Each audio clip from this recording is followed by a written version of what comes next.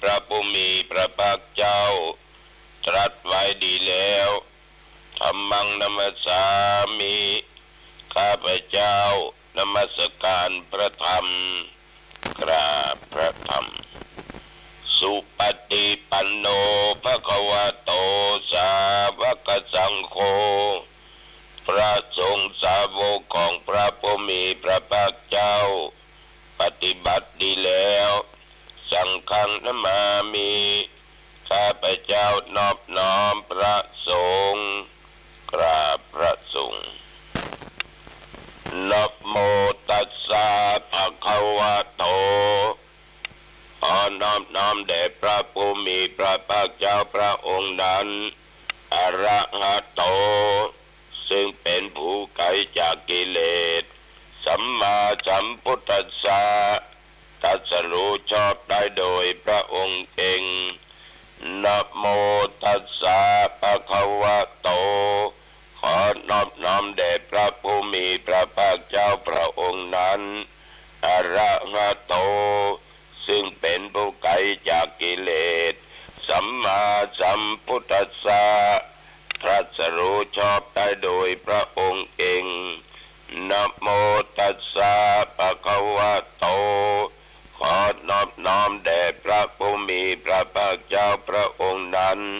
อะระหะโตซึ่งเป็นผู้ไกลจากกิเลสสัมมาสัมพุทธัสสะตรัสรู้ชอบได้โดยพระองค์เองพุทธังสรณังคัจฉามิธัมมังสรณังคัจฉามิสังฆังสรณังคัจฉา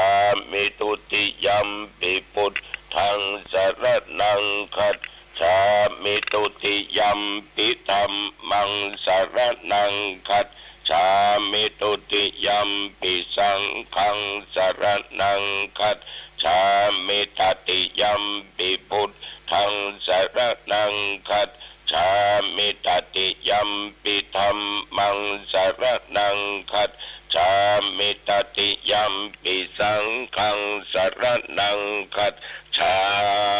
มิยะโตหังปะเกเนอริญญาชาติยาชาโตนาปิชานามิสันจิจาปานังชีวิตาโวโรเปตาเตนะสัจเจนะโสติเตโหตุโสติกัปปัสสะโพชังโคสติสังฆาโตธัมมานังวิจโยตถาวิริยัมปิติปัสสติโพชังคาจาตถาภะเรสัมมาตุเปกะโพสังฆาสัตเตเตสัพพทักษินามุนินาสัมปทัคขตาภาวิตาภาหุลิกตาสังวัตตันติอภิญญายานิพพานายะจัพโพธิยาเอเตนะสัจจวัชเชนะโสติเตโหตุสัพพทาเอกัสสมิงสัมมะเยนะโทโมคันลานันจักกัสสปังคิลาเนตุกิเตติสวาโพชังเคสัตตะเทสัญญิเตจะตังอภินันติตวาโรกามุจิงตุตังคะเนเอเตนะสัจจวัชเชนะโสติเตโหตุสัพพทาเอกทาธรรมราชาปิเกลัญเยนะปิปิริโตจุนตเตเลนะตัญเยวะภนาเปตวานะสัทธลังสัมโมติตวาจะอาภัทธาตัมหาบุทธาสิทานะโสเอเตนะสัจจวัชเชนะโสติเตโหตุสัพพทาปะอินาเตจะอาภัทธาทินนันนัมปิมะเยสินังมัคคาอัตตกิเลสาวะปัตตานุปติธรรมตังเอเต นะสัจจวัชเชนะโสติเตโหตุสัพพทา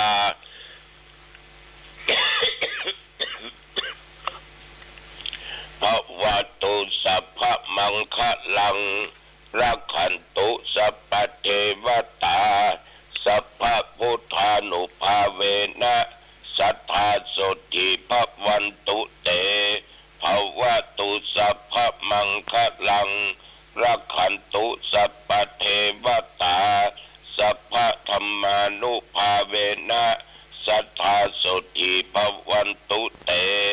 ภวตุสัพพมังคะลังรักขันตุสัพพเทวตาสัพพสังฆานุภาเวนะสัทธาโสติภวันตุเตขอถวายพระพร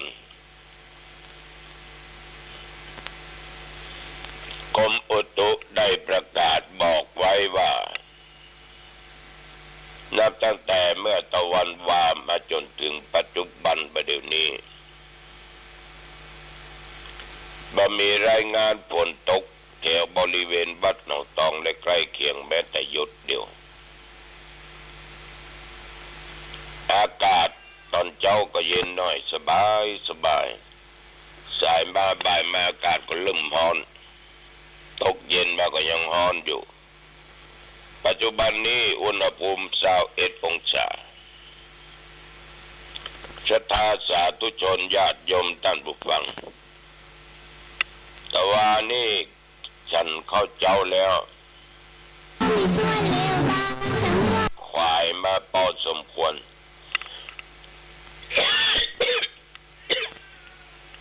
ก็ตั้งใจที่จะต้องออกวัดเพราะ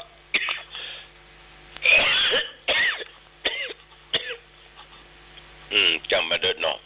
เพราะเมื่อตะวันนี้เป็นวันเปิดสอบ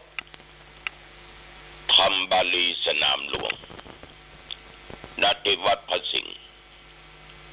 อาตมาก็ต้องออกจากวัดไปก่อนเที่ยงไปฉันเข้าที่วัดศาลาที่วัดเก่าของครูบาอินตาแต่ว่าปัจจุบันนี้ก็ครูบาคำเป็นเจ้าอาวาสหรือว่าพระครูโชติสุวรรณสอนก็ปนิมนต์ไปฉันเข้าตอนที่วัดก็จะมีเลขาธรรมาภาพเจ้าคณะตำบลบ้านแหวนเจ้าอาวาสแล้วก็พระลูกวัดนั่งฉันเข้าด้วยกันก็ได้อู้กันถึงกี่เก่ากี่หลังอดีตเจ้าคณะตำบลเจ้าคณะอำเภอกันเข้าเสร็จเรียบร้อยก็เดินทางต่อไปที่วัดพระสิงห์ไปถึงที่นั่นพระเดชพระคุณหลวงพ่อพระพรหมเสนาบดีเปิดประชุมพอดี ประคาละพระผู้น้อยไปโลนนี่ไปตกลุนนี่นะคือหมอไปตกก่อนก็แต่ว่านี่รถมันติดเล่มจังเนี่ยจะได้มันเลยไปจ้า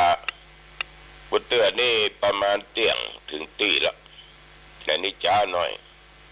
ก็เลยไปตกล่าตกลุนที่เป็นนำใบพระสวดมนต์กันเมื่อมันเหมาะมันก็เหมาะด้วยเพิ่มขึ้นเพิ่มน้องลูกน้องไปตกล่าตกลุนเจ้าหน้าแต่ก็มีความเสียหายอย่างญาติโยมหลวงพ่อมันก็ได้มีผู้ว่าแก่นักเรียนนักศึกษาที่จะสอบบาลีสนามหลวงพอสมควรก็ได้ปล่อยเข้าห้องสอบกันตั้งแต่ก็ได้พระคุณหลวงพ่อพระจังหวัดรองจังหวัดเจ้าหน้าอำเภอรองอำเภอและกรรมการก็ไปอยู่กับที่กองบริการจะมาขออยู่ที่นั่นจนถึงเกือบ3 โมงก็เลยลาไปกับวัดธรรมะการเดินทางระหว่างญาติโยมตามถนนหนทางก็ดูแล้วถนนสี่แยกรถมันจะติดกันหนักเราว่าจะมาจากทางที่ไหนที่ไหน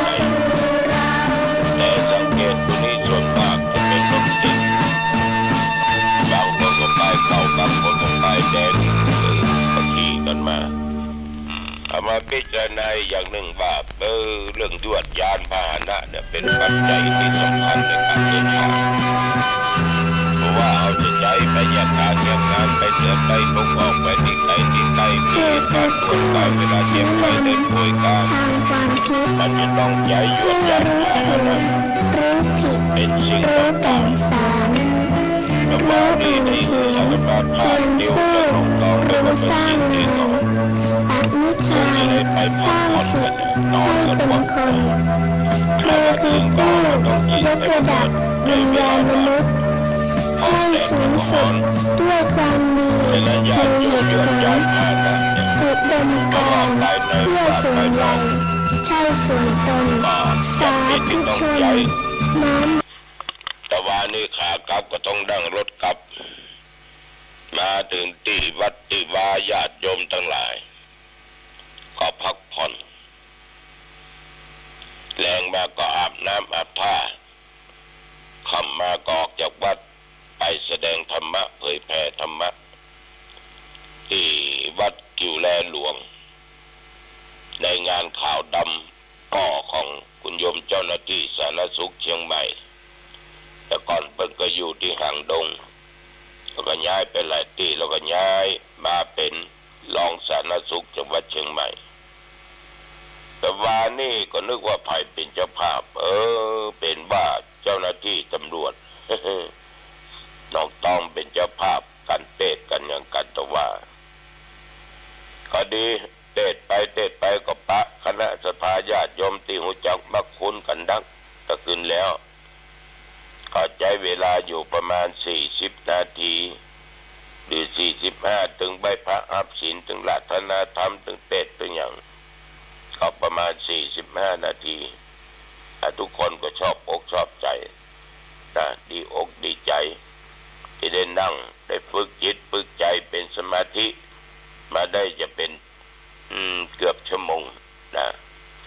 คนเรานี่ญาติโยมเวลาจะทำจะไปที่ไหนจะคิดจะสร้างอะไรอย่างก็ตามคิดจะทำอย่างก็ตามอาตมาจะบอกเสมอว่าต้องมีตัวสติจิตจะต้องตั้งมั่นแล้วตัวปัญญาจะทำให้มันผันแปรไปในทางที่ถูกก็เพราะมันมีความรอบความรู้นะโยมนะฉะนั้นญาติโยมท่านผู้ฟังทั้งหลายทุกสิ่งทุกอย่างนั้นการเดินทางกันเนี่ยก็ตามการจะไปมาที่ไหนก็ตามเนาะมันก็อยู่ที่ตัวเราวันนี้เพิ่งก็ยังสอบอยู่นะสอบบาลีเป็นวันที่2แล้วก็วันพรุ่งนี้เป็นวันสุดท้ายก็ไปนั่งอู้กันถึงผู้เจ้าที่เป็นเจ้าคณะอำเภอรองอำเภอเจ้าคุณทั้งหลายเนาะอู้ถึงเรื่องในงานพระราชทานเพลิงศพผู้เจ้าก็ดีงานฉลองทำบุญนั้นทำบุญนี้เป็นมักจะเขียนที่ดีกานิมนต์ว่าขอนิมนต์สวดธรรมจักรกับปวัตนสูตรถ้าเป็นงานฉลองที่วัดฉลองอายุพระเจ้าตั้งแต่60 ปีขึ้นไปมันมีความสำคัญจะได้มันก็มีความสำคัญเพราะเป็นธรรมะแต่ว่าถ้าไปสวดถ้าฟังรู้เรื่องมีประโยชน์มากถ้าไปนั่งสวดคนฟังก็ไม่รู้เรื่องเจ้าภาพก็ไม่รู้เรื่องมันก็ไร้ค่าเพราะในธรรมจักรกับปวัตนสูตรนั้นมันเป็นธรรมะกันแรกที่พุทธเจ้าทรงแสดงแก่ปัญจวัคคีย์ทั้ง5คือโกณยะปปาปฏิยะมหานามะอาสชิที่ป่าอิสิปตนะเมืองทายวันแขวงเมืองปราณสีทำกันนี้เป็นเทศนาเมื่อเดือน8นะเมื่อเดือน8เหนือขึ้น15ค่ำก็นับได้ว่าเป็นปฐมเทศนาญาติโยมแต่ถ้าคนเฮาหูแล้วก็ฟังแล้วเข้าใจนี่จะเป็นสิ่งที่เหมาะที่ดีที่สุดเพราะธรรมจักรกับปวัตนสูตรนี้มีสาระที่สำคัญ มีสาระที่สำคัญอย่างยิ่งที่ว่าสำคัญนั้นได้แสดงถึงทางที่เราปฏิบัติกันเรียกกันว่าทางสายกลางการดำเนินทางสายกลางปฏิบัติอยู่ทางสายกลางก็คือมัชฌิมาปฏิปทาและได้แสดงถึงเรื่องอริยสัจสี่เรื่องของทุกข์สมุทัยนิโรธมรรคธรรมจักรปวัตตนสูตรเนี่ยญาติโยมปัญจวัคคีย์ทั้งห้านั่งฟังไปคนระยะพามนะก็ได้ดวงตาเห็นธรรมแล้วก็บวชนะบวชมีพระพุทธเจ้าเป็นอุปชาในเรื่องของอริยสัจสี่เอาก็หูกันเป็นน้อยเป็นนานได้เป็นน้อยเป็นนานฟังมาเมินมาหลายเตื้อก็หูกันจำกันคือของจริงอันประเสริฐจริงยิ่งกว่าจริงแน่ยิ่งกว่าแน่เป็นของจริงของพระอริยเจ้าความจริงที่ทำให้เป็นอริยสัจเป็นเรื่องธรรมที่พระพุทธเจ้าตรัสรู้เป็นหลักธรรมที่สำคัญที่สุดในพระพุทธศาสนาซึ่ง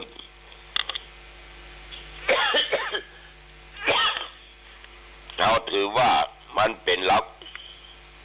แห่งความ เป็นจริงอย่างไอ้นี่ก็จริงนะไอ้นี่ก็จริงหลักแห่งธรรมะเป็นของจริงเป็นนำเงื่อคนที่ฟังเนี่ยเข้าใจถึงจนได้บรรลุเป็นอริยสงฆ์ได้ทุกข์ก็คือความบัสบายกายบัสบายใจอย่างเวลาประเดี๋ยวนี้คือมันง่ายๆเข้าใจง่ายๆแต่มานั่งอยู่ที่บนเตียงเนี่ยถ่ายทอดสดนี่นะปวดขางุ่มกันหรอก ทุกขเวทนาญาติโยมบางคนนั่งไปตัวฟังไปตัวเหงารับไปตัวก็ทุกข์เหมือนกันบางคนก็ใจกึดกันได้จะไปเนี่ยนั้นก็ได้จะไปที่นั่นก็ได้ไปที่นี่นั่นก็ดีเนี่ยนั่นก็ดีทำก็ทุกข์เหมือนกันฉะนั้นความไม่สบายกายไม่สบายใจเนี่ยมันมีกุคนแต่ว่าสมุทัยเหตุที่ทำให้เกิดทุกข์ขยันที่ทำให้ปวดแข้งปวดขาเนี่ยนะมันนั่งเบินลงไปเขาก็ค้นหาต้นเหตุว่ามันนั่งเบินเขาก็เลยเปลี่ยนยาบทมันก็หายทุกข์ไปลงเนาะหิวก็เป็นทุกข์กินเข้าไปก็หมดไปละหมดหิวไปละนิโรธคือความดับทุกข์เนี่ยอย่างก็ตามต้องดับที่ต้นเหตุของมันสิ่งที่ทำให้เกิดทุกข์กับความโลภความเกิดความโลภความโกรธความหลงตัณหาสามสิ่งเหล่านี้เป็นต้นตัวกิเลสเป็นต้นแห่งทุกข์ฉะนั้นอยากจะพ้นทุกข์ต้องปฏิบัติไปตามมรรคมีองค์8เป็นหนทางหรือแนววิธีที่สำคัญสำหรับในการดับทุกข์ว่ามันเป็นจะได้ก็ใจหลักธรรมเนี่ยมาปฏิบัติมันก็ดับทุกข์หายทุกข์ไปด้วยแต่การปฏิบัติธรรมนั้นญาติโยมเพิ่นก็อยู่พอเหมาะพอดีนะอยู่พอเหมาะพอดีจะไปเข่งตึงลงไปมันจะขาดจะไปหย่อนยานลงไปเวลาหย่อนยานเนี่ยมันก็มาแงมต้องให้พอดีมัชฌิมาปฏิปทาเนาะอยู่สายกลางนี่ดีที่สุดอันนี้ก็จึงขอฝากไว้กับญาติกับโยมนำไปคิดพิจารณาในวันนี้คืนนี้ปากันเดินที่วัดแม่กุ้งบกนะอำเภอสันปะตองนะปากันก็ต้องขออนุโมทนาขอบใจต่อญาติต่อโยมทุกท่านทุกคนที่ยังมีน้ำจิตน้ำใจช่วยกันบริจาคซื้อเครื่องมือการแพทย์เครื่องช่วยหายใจไว้ห้อง ICU โรงพยาบาลหางดงวันพรุ่งนี้วันที่7จะมาก็จะได้ไปประชุมร่วมกับเจ้าหน้าที่ของโรงพยาบาลวางแผนต่อไปเพราะว่าจะตุปัจจัยนั้นมันยังบ่เพียงพอไปตรงตามเป้าหมายก็เรียกว่าครบยังบ่ครบเตือก็ต้องขอเมตตาธรรมจากญาติจากโยมช่วยกันต่อไปเอาละวันนี้ นี้อุจาไปมาเห็นพอสมควรอายุปโนสุขังพลังพบกันไว้โอกาสหน้าเจริญพร